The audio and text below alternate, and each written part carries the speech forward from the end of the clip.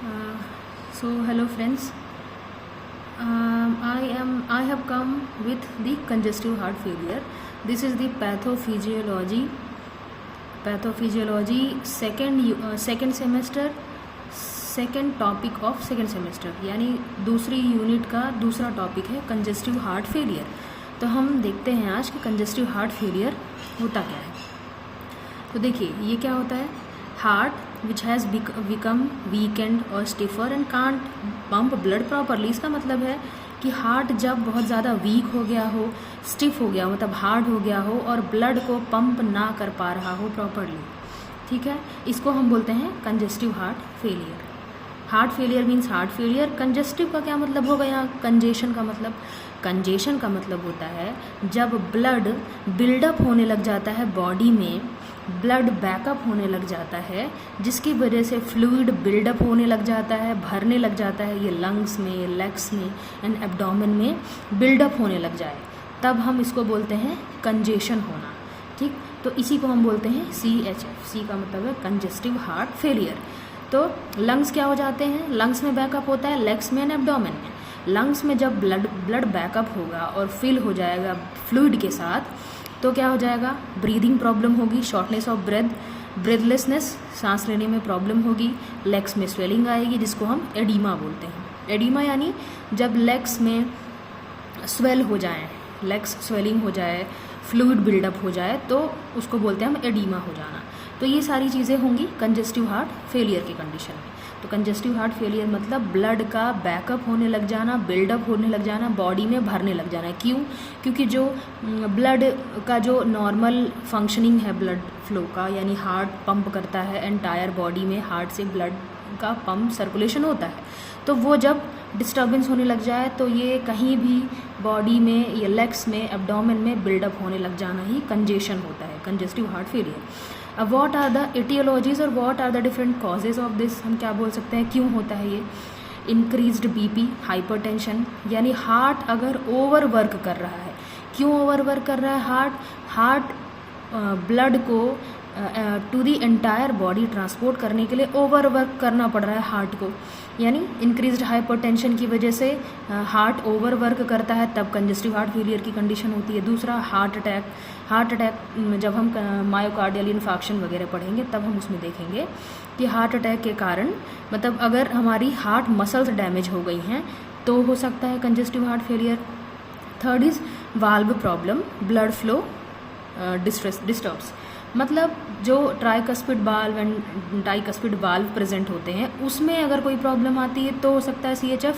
And दूसरा diabetic condition, ये एक साइलेंट कंजेस्टिव हार्ट फेलियर की कंडीशन होती है। इसका मतलब है कि अगर कोई पेशेंट डायबिटिक है तो उसको कंजेस्टिव हार्ट फेलियर की प्रॉब्लम स्लोली डेवलप होती ही है, असिम्टोमेटिक होती, कोई सिम्टम्स नहीं अपीयर होते हैं, लेकिन वो भी CHF के चांसेस होते हैं उसमें भी। दूसरा इन्फेक्शन है, कोई अल्कोहलिक है, बहुत ज़्यादा अल्कोहल का कंजम्पशन है, और जेनेटिक कंडीशंस हैं, तब कंजेस्टिव हार्ट फेलियर के चांसेस होते हैं। तो ये था हमारा एटियोलॉजी। अब हम बात करते हैं कि ब्लड का जो नॉर्मल फंक्शनिंग होती है, नॉर्मल सर्कुलेशन होता है, वो क्या होता है। तो हम देखते हैं ब्लड का नॉर्मल पाथवे। जैसे अपना हार्ट होता है, ठीक, ये कुछ ऐसा होता है, ये होता है हमारा लेफ्ट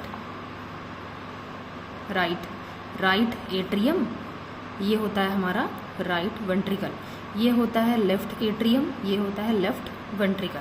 तो क्या होता है, देखो, ब्लड बॉडी से लेकर के यानी blood from the body goes to the right side, यानी पूरी बॉडी, जैसे अपनी पेरीफेरी है पूरी, कहीं से भी वेन्स के थ्रू ब्लड आता है हमारे इसमें राइट एट्रियम, ठीक है, राइट साइड में आया, यानी राइट एट्रियम में आया। और ये जो ब्लड आता है पूरी बॉडी से वेन्स के थ्रू जो राइट साइड में ब्लड आता है, ये होता है डीऑक्सीजनेटेड, यानी इसमें ऑक्सीजन नहीं होती है। फिर क्या होता है, डीऑक्सीजनेटेड ब्लड होता है ये, यहाँ से राइट एट्रियम में, फिर राइट एट्रियम से ये वाल्व के थ्रू राइट वेंट्रिकल में जाता है, फिर यहाँ से ये जाता है लंग्स में, हमारे जो लंग्स प्रेजेंट होते हैं ना, लंग्स में जाता है।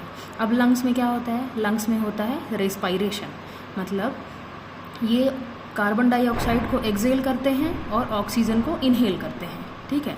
यानी रेस्पिरेशन यानी ऑक्सीजन को कंज्यूम करेंगे और कार्बन डाइऑक्साइड को एक्सपेल करेंगे। तो ये क्या होता है, यहाँ से ये हो गया ब्लड हमारा जो यहाँ राइट साइड से होके आया, ये हो जाता है ऑक्सीजनेटेड, ये डीऑक्सीजनेटेड ब्लड है। ये पल्मोनरी आर्टरी के थ्रू अगेन एंटर करता है लेफ्ट साइड में, यानी पहले ये लेफ्ट एट्रियम में आएगा। कहाँ से एंटर करेगा, यहीं पे ये पल्मोनरी आर्टरी के थ्रू लंग्स में आया और लंग्स से ये लेफ्ट साइड में आता है ऑक्सीजनेशन में कन्वर्ट होकर के, ऑक्सीजनेटेड ब्लड में कन्वर्ट होकर के पल्मोनरी वेन्स के थ्रू लेफ्ट एट्रियम में एंड देन लेफ्ट वेंट्रिकल में ये आता है। लेफ्ट साइड रिसीव करता है यानी oxygenated blood from lungs and goes to the left atrium and then left ventricle.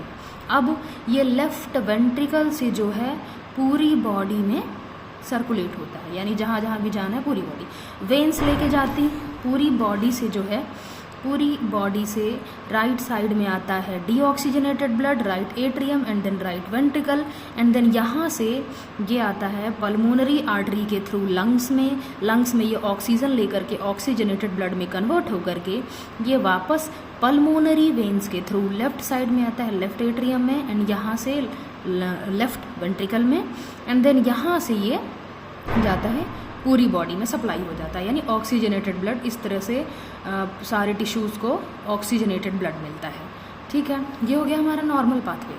अब कंजेस्टिव हार्ट फेलियर के केस में क्या होता है, अब हम टाइप्स में देखेंगे कि इसमें बेसिकली क्या क्या डिसरप्शन होता है तो कंजेस्टिव हार्ट फेलियर होता है। ये तो हो गया नॉर्मल पाथवे हमारा।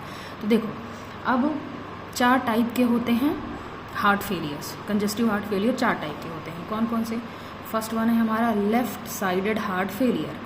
लेफ़्ट साइडेड हार्ट फेलियर में ये जो लेफ़्ट साइड के एट्रियम और वेंट्रिकल्स हैं ये दोनों इन्वॉल्व होंगे, तब हम बोलेंगे लेफ़्ट साइडेड हार्ट फेलियर।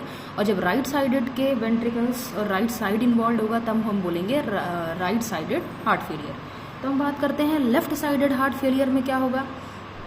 देखो लेफ़्ट साइडेड में क्या होता है कि ये जो लेफ़्ट वेंट्रिकल है ये बहुत ज़्यादा वीक हो जाती है, स्टिफ हो जाती है, यानी कमज़ोर हो जाती है, हार्ड हो जाती है, स्टिफ हो जाती है।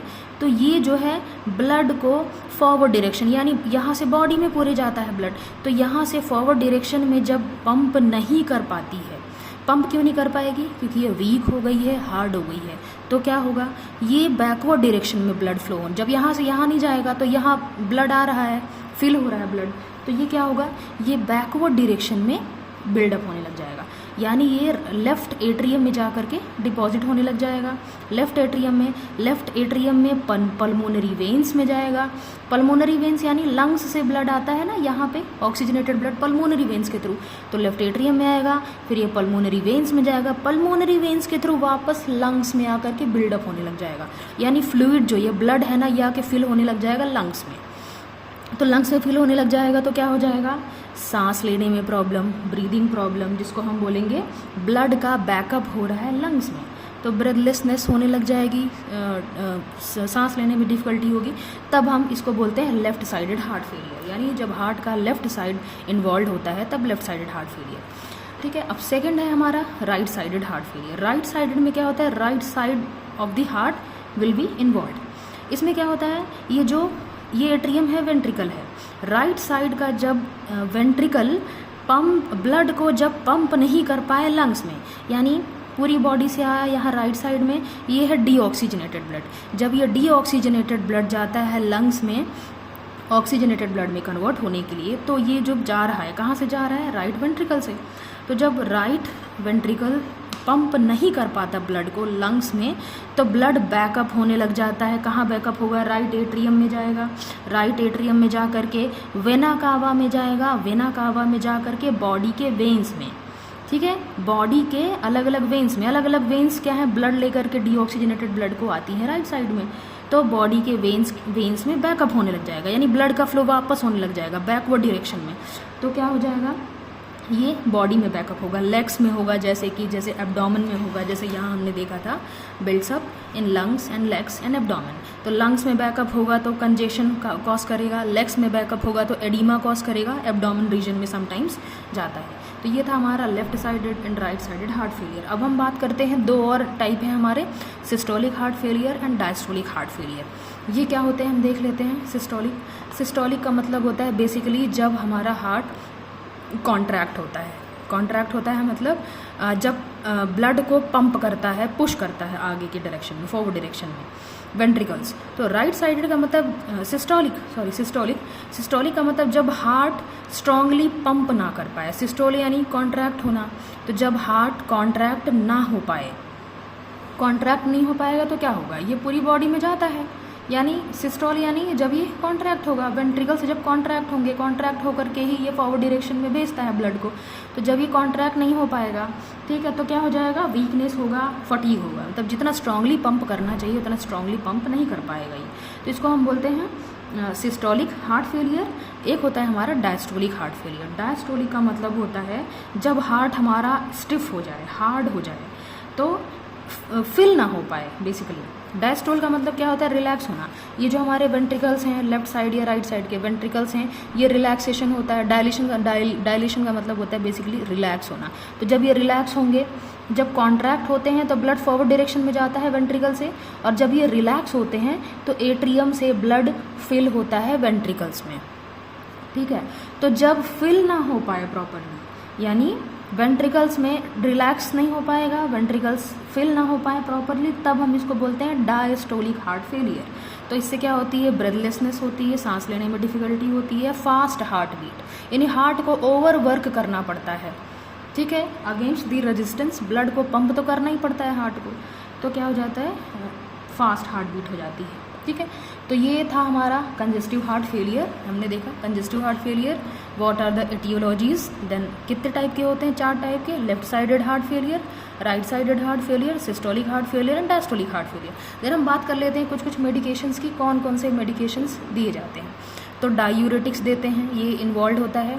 इसकी पैथोफिजियोलॉजी की बात करनी है हमको भी, तो डायूरेटिक्स हम देते हैं, AC इनहिबिटर्स देते हैं, बीटा ब्लॉकर। एक बार हम एक क्विक रिवीजन कर लेते हैं इसकी पैथोफिजियोलॉजी की। देखो, पैथोफिजियोलॉजी का मतलब है कि what are the different steps involve in this particular disease, ठीक है।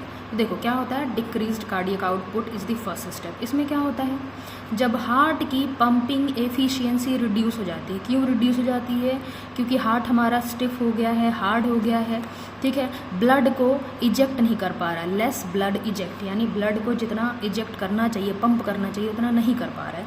Due to systolic dysfunction, weak contraction, हमने देखा सिस्टोलिक हार्ट फेलियर में कॉन्ट्रैक्शन वीक हो जाता है, और डायस्टोलिक डिसफंक्शन यानी फिल नहीं हो पा रहे हैं जब वेंट्रिकल्स, तब होता है डायस्टोलिक डिसफंक्शन। तो क्या हो जाता है, कार्डियक आउटपुट डिक्रीज हो जाता है। कार्डियक आउटपुट डिक्रीज होना मतलब जो ब्लड जो पंप हो रहा है वो उसका आउटपुट जो है वो डिक्रीज हो जा रहा है।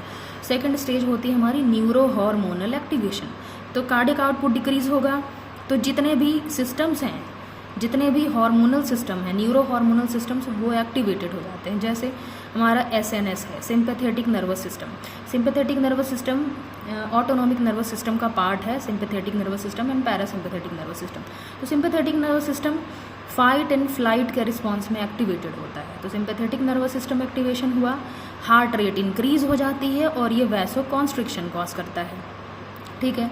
रास सिस्टम, रास का full form renin angiotensin aldosterone system, renin angiotensin aldosterone system. जब ये एक्टिवेट होता है तो ये क्या करता है, हमने देखा था जब हमने हाइपरटेंशन पढ़ा था, रास सिस्टम के एक्टिवेशन से क्या होता है, सोडियम और वाटर का रिटेंशन बढ़ता है तो फर्दर ब्लड वॉल्यूम इंक्रीज होता है। सोडियम और वाटर का रिटेंशन इंक्रीज होने का क्या मतलब है कि जो सोडियम और वाटर का एक्सक्रीशन हो रहा था थ्रू दी किडनी या थ्रू दी यूरिन, जो एक्सक्रीशन हो रहा था वो एक्सक्रीशन ना होकर के रिटेन होना स्टार्ट हो जाएंगे, यानी ब्लड का वॉल्यूम इंक्रीज करने लग जाएंगे, रिटेन होने लग जाएंगे ये बेसिकली।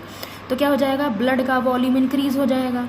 ब्लड वॉल्यूम इंक्रीज होने का मतलब है कि ब्लड का कंटेंट इंक्रीज हो जाना। जब सोडियम और वाटर जो है ब्लड में ब्लड के साथ मिक्स होने लग जाएंगे, उनका एक्सक्रीशन नहीं हो रहा है, तो ब्लड के साथ मिक्स होकर के ब्लड का वॉल्यूम बढ़ाएंगे, ब्लड की क्वांटिटी को इंक्रीज़ करेंगे, ब्लड को पतला करेंगे, बेसिकली इसका ये मतलब है। ठीक है, ADH। फिर एक होता है anti diuretic hormone. Anti diuretic hormone का भी फंक्शन होता है कि ये बहुत ज़्यादा, जितना होना चाहिए उससे ज़्यादा वाटर को रिटेन करता है, तो ये भी फर्दर वाटर रिटेन करेगा, ब्लड का वॉल्यूम इंक्रीज़ होगा। और ये सारी चीज़ें एक्टिवेट होती हैं, ये शॉर्ट टर्म के लिए तो हेल्पफुल होती हैं कि भैया ये एक्टिवेशन हुआ इनका, थोड़े टाइम के लिए हेल्प करेगा। कैसे हेल्प करेगा कि ब्लड के वॉल्यूम को इंक्रीज़ करेगा, कार्डियक आउटपुट डिक्रीज़ हो गया है तो हार्ट पंप नहीं कर पा रहा है एफिशिएंटली, तो शॉर्ट टर्म के लिए ये सारी चीज़ें एक्टिवेटेड होने से हेल्प तो करेगा। लेकिन अगर लॉन्ग टाइम तक ये चीज़ें एक्टिवेटेड रहीं कि लॉन्ग टाइम तक ब्लड का वॉल्यूम इंक्रीज्ड है या वेसो कॉन्स्ट्रिक्शन हो रहा है, हार्ट बीट तेज़ है, तो क्या हो जाएगा, ये हार्मफुल हो जाता है, वॉल्यूम ओवरलोड हो जाता है और हार्ट पे बहुत ज़्यादा प्रेशर पड़ने लग जाता है, स्ट्रेन पड़ने लग जाता है। वॉल्यूम ओवरलोड क्योंकि वाटर कंटेंट इंक्रीज़ हो रहा है ब्लड के साथ, ब्लड का वॉल्यूम इंक्रीज़ हो रहा है तो बहुत ज़्यादा स्ट्रेन पड़ता है हार्ट पे। तो क्या होता है, pre load and after load increase होगा। प्री लोड का मतलब होता है कि ब्लड का वॉल्यूम ज़्यादा है तो ये क्या करता है, बहुत ज़्यादा ब्लड बैक होकर के आता है हार्ट में, more blood comes back to the heart, heart में बहुत ज़्यादा ब्लड बैकअप होके आएगा। आफ्टर लोड इंक्रीज़ होना मतलब हार्ट जब पंप करती है अगेंस्ट दी रेजिस्टेंस, यानी हार्ट पंप की एफिशिएंसी रिड्यूस्ड है, कार्डियक आउटपुट रिड्यूस्ड है, still heart has to pump against the resistance, तो क्या हो जाता है, जिस results in dilated heart and thickened, यानी हार्ट डायलेटेड रह जाता है, पंप करना पड़ जा रहा है, हार्ट डायलेट हो जाता है और थिक हो जाता है, पतला हो जाता है। तो लेफ्ट साइडेड हार्ट फेलियर या राइट साइडेड हार्ट फेलियर या जो कंजस्टिव हार्ट फेलियर है, सिस्टोलिक या डायस्टोलिक हार्ट फेलियर जिसको हम बोल रहे हैं, वो सारी कंडीशंस होती हैं। ठीक है, तो आई होप आपको समझ में आया होगा congestive heart failure. At any point if you feel कि आपको समझ में नहीं आया है या आपको नॉर्मली जो नॉर्मल पाथ होता है ब्लड के सर्कुलेशन का, ऑक्सीजनेशन डीऑक्सीजनेटेड का, कंजस्टिव हार्ट फेलियर का कैसे होता है, क्यों होता है, कहीं पे भी कोई डाउट हो तो आप मुझसे पूछ सकते हैं, कमेंट करें कि कहाँ पे क्या समझ में नहीं आया आपको। Okay, thank you.